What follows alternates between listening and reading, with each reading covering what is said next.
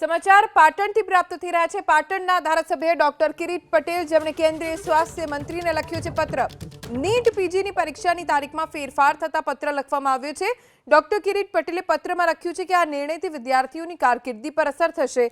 તમામ વિદ્યાર્થીઓએ તૈયારી કરી લીધી હતી। આ નિર્ણય વિદ્યાર્થીઓ માટે માનસિક આઘાતરૂપ છે। સરકારે ગંભીરતાપૂર્વક વિચારવું જોઈએ। યોગ્ય વિચારણા કરી સમયસર પરીક્ષાઓ લેવાની માંગ સાથે ડોક્ટર કિરીટ પટેલે કેન્દ્રીય આરોગ્ય મંત્રીને પત્ર લખ્યો છે।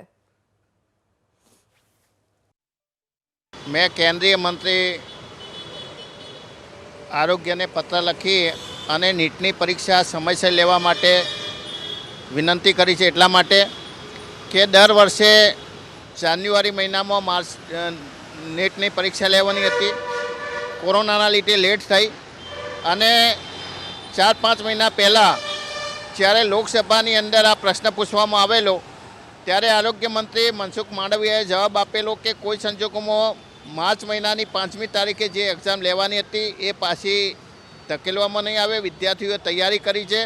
વિદ્યાર્થીના સંગઠનો પણ મને મળ્યા છે। કોઈ સંજોગોમાં પાછી ધકેલવામાં નહીં આવે।